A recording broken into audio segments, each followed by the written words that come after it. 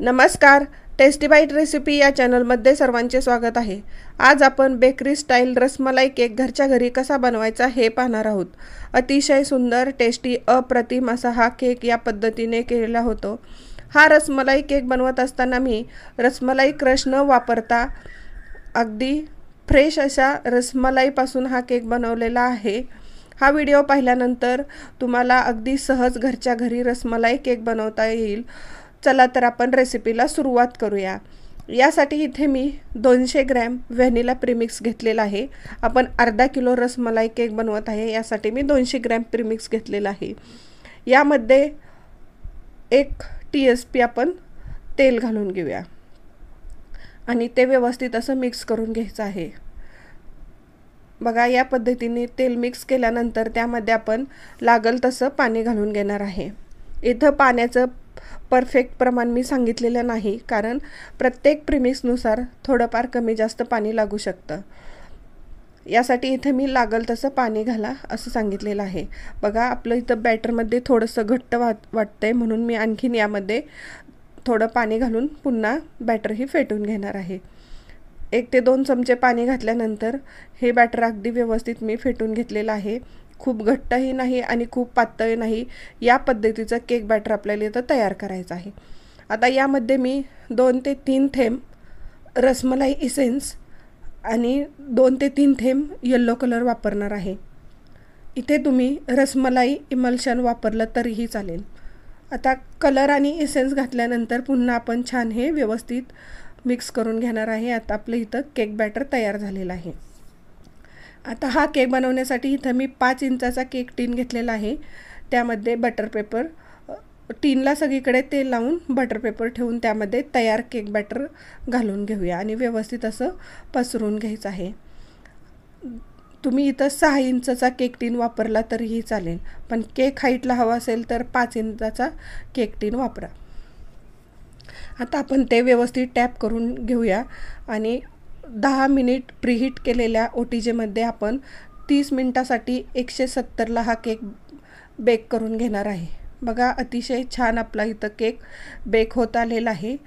Cake bake झाल्यानंतर आपण थंड करून घेऊया आणि थंड झाल्यानंतर आपण केकच्या साईडच्या कडा टीनमधून सोडवून आपण डिमोल्ड करूया.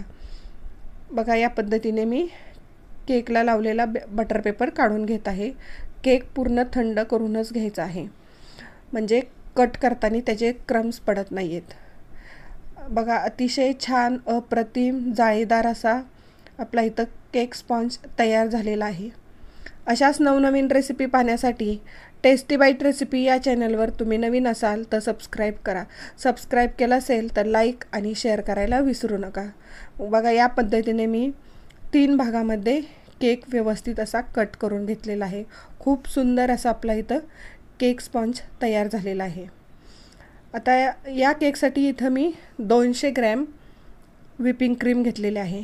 ते आता आपण फेटून घेऊया. सुरुवातीला आपण लो स्पीडवरती क्रीम फेटणार आहे, नंतर मीडियम आणि नंतर हाय स्पीडवरती अशी आपण क्रीम फेटून घेणार आहे. क्रीम फेटायच्या अगोदर आपल्याला ती डीप फ्रीजमधून काढून एक 4 ते 5 तास आपल्या रेग्युलर फ्रीजला ठेवून घ्यायची आहे, किंवा आपल्या रूम टेम्परेचरवरती 1 तास क्रीम ठेवून घ्यायची आहे. म्हणजे छान अशी आपली थोडीशी लिक्विड क्रीम झाली की मस्त अशी फेटली जाते. बघा, या पद्धतीने आपली क्रीम फेटत आलेली आहे. त्याला लहरी यायला सुरुवात झाली की आपली क्रीम फेटत आलेली आहे. त्या लहरींमध्ये अगदी प्लेन असे व्हायला पाहिजेत. बघा, इथं तुम्ही आपली इथं क्रीम फेटून झालेली आहे. त्याला जे टोक आलेलं आहेत अगदी ते हलत नाही आहेत. अगदी सुंदर अशी आपली घट्ट क्रीम इथं फेटून झाली आहे. आपण फेटलेल्या क्रीमचं पातेलं उलटं केलं तरी ती हलत नाही आहे आणि ह्या पॅचुलावरती मी घेतल्यावर सुद्धा ती हलत नाही आहे. अगदी घट्ट आपली क्रीम इथं व्यवस्थित फेटून झालेली आहे. त्यातली मी थोडी क्रीम एका वाटीमध्ये काढून घेत आहे, ती केकला डिझाईन करण्यासाठी. कारण जर आपण यातूनच शेवटी करायला घेतलं तर थोडेफार केक क्रम्स त्यामध्ये अडकले जातात आणि व्यवस्थित डिझाईन येत नाही. यासाठी मी थोडी क्रीम वाटीमध्ये काढून घेतली आहे. आता केक बोर्डवरती मी थोडी क्रीम लावून घेतलेली आहे. त्यावरती केक स्पॉन्ज ठेवून घेतलेला आहे. इथे मी 200 ग्रॅम रसमलाई, फ्रेश रसमलाई घेतली आहे. त्यातले बॉल एका वाटीत काढून घेतले आणि एका वाटीमध्ये मी त्याचं जे रसमलाईचं दूध आहे ते ठेवलेलं आहे आणि ते स्पॉन्जवरती सगळीकडे घालून घेतलं आहे आणि वरून क्रीम लावत आहे. आता यावरती थोडे रसमलाईचे बॉल ठेवून त्यावरती मी बदाम आणि पिस्त्याचे काप घालून घेतलं आहे. अशाच पद्धतीने मी दुसराही केक स्पॉन्ज याच्यावरती ठेवलेला आहे. त्यावरतीही रसमलाईचं दूध घालून घेऊन आता यावरती पुन्हा क्रीम आणि पुन्हा रसमलाईचे बॉल असं ठेवून घेणार आहे. रसमलाईचं दूध घालत असल्यामुळे इथं मी शुगर सिरपचा वापर केलेला नाही. अगदी छान अप्रतिम अशी प्युअर रसमलाई आपण केकमध्ये वापरल्यामुळे केकला खूप सुंदर अशी टेस्ट येते. शक्यतो रसमलाईचा क्रश न वापरता रसमलाई केक हा प्युअर रसमलाईपासूनच बनवा. खूप सुंदर अप्रतिम असा रसमलाई केक या पद्धतीने केलेला होतो.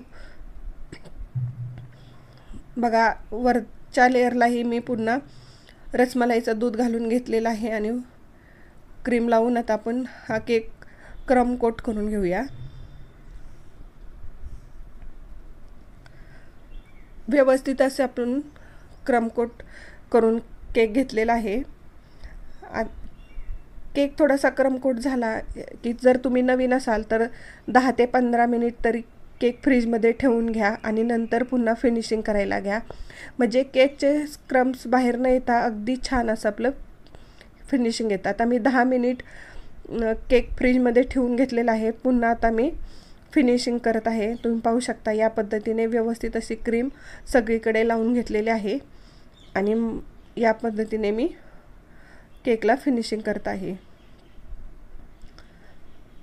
बघा, तुम्ही पाहू शकता अतिशय छान सुंदर असा इथं आपला रसमलाई फ्लेवरचा केक तयार होत आहे. इथे मी एक कार्ड वापरलेलं आहे जुनं. बघा, या पद्धतीने व्यवस्थित असा कार्डच्या साह्याने मी केकचं फिनिशिंग करून घेतलेलं आहे. केकला थोडासा लाईट कलर वाटत आहे म्हणून मी पुन्हा थोडं वाटीमध्ये क्रीममध्ये येल्लो कलर घालून घेतला आणि ते केकला वरती लावून पुन्हा आता ह्याचं थोडंसं फिनिशिंग करून घेत आहे. बघा, या पद्धतीने अगदी छान आपलं व्यवस्थित असं केकचं फिनिशिंग होत आलं आहे. पॅच्युलाला लागलेली ज्यावेळेस आपण फिनिशिंग करतो त्यावेळेस पॅच्युला एकदम क्लीन करून घ्यायचा, म्हणजे अगदी छान असं फिनिशिंग आपलं केकला येतं. या पद्धतीने आपलं केक फिनिशिंग करून झालेलं आहे. आता मी तर पायपिंग बॅगमध्ये क्रीम भरून घेतलेले आहे. स्टारचं हे छोटंच नोझल आहे आणि अशा केकवरती लाईन ओढून घेतलेल्या आहेत. आता पुन्हा मी आडव्या लाईन यामध्ये एकसारख्या ओढून घेत आहे, म्हणजे आपले एकसारखे चौकोन इथं तयार होत आहेत. आता पूर्ण केकला सगळीकडे लाईन ओढून झाल्यानंतर त्याच नोझलच्या साह्याने मी केकच्या बॉर्डर करून घेत आहे. बघा, या पद्धतीने अगदी सहज आपली खूप सुंदर अशी डिझाईन होते. आता जे आपण केकला स्क्वेअर करून घेतलेलं आहेत त्यामध्ये मी रसमलाई ठेवून घेत आहे.